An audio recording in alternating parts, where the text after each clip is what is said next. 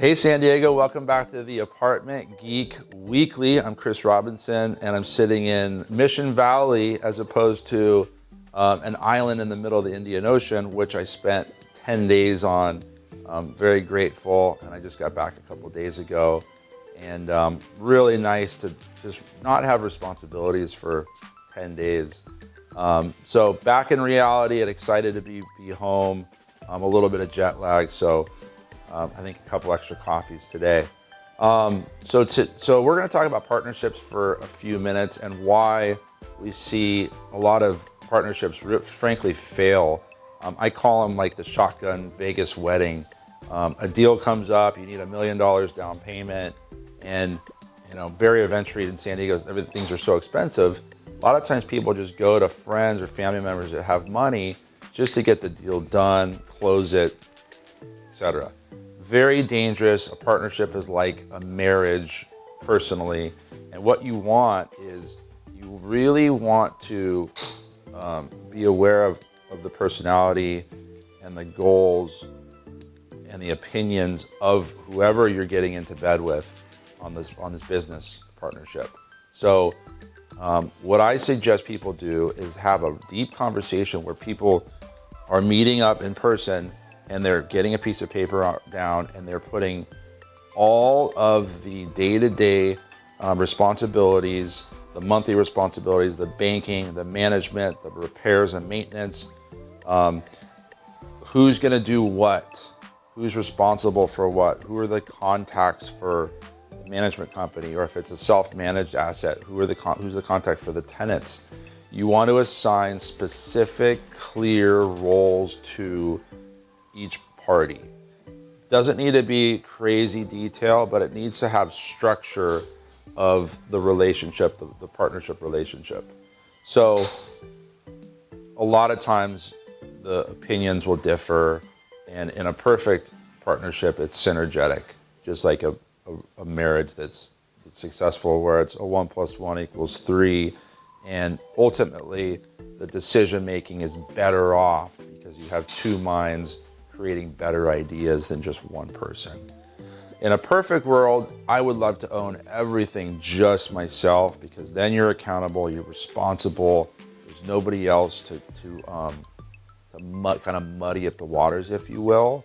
And I've studied psychology in my past. There's something we call group ignorance, and that's where multiple people are involved and nobody really knows who's taking the lead. And what happens, I've seen properties literally, the conditions have deteriorated, properties haven't performed as well, the rent roll doesn't get boosted, people are late on payments. It's just not a well-oiled machine because nobody's taking the lead. And there's almost this mindset of, well, the other person will handle it. Very dangerous.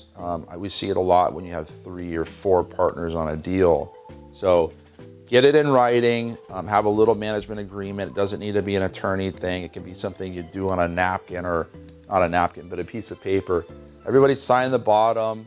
And another thing I really like is to go out a year on your smartphone calendar and book quarterly meetings with the partners. Everybody's on the calendar appointment to meet for a coffee, or at the property is always a nice one to do, because then you can all be at the property, walk around it together.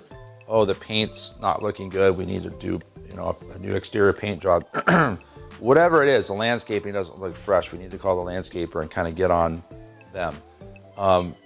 Put that on the calendar and go out 12 months, go out 18 months. If it's a long-term investment, there's really no rules, but you want to have structure on who's doing what and when you're talking about things, and put that on a piece of paper.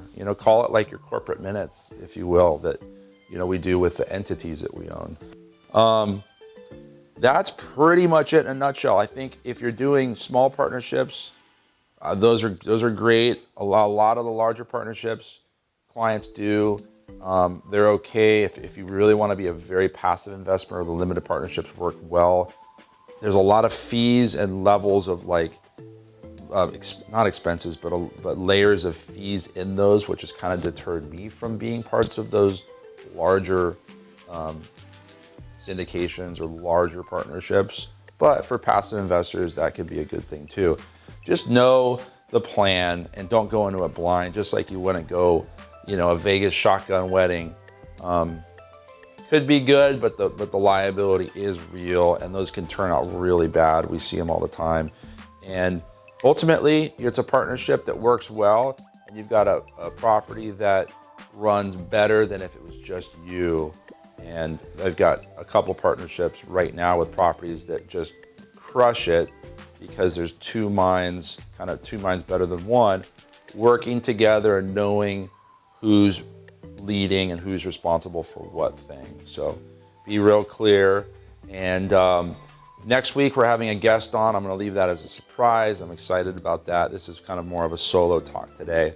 So thanks for tuning in. Happy investing, and until next time, take care.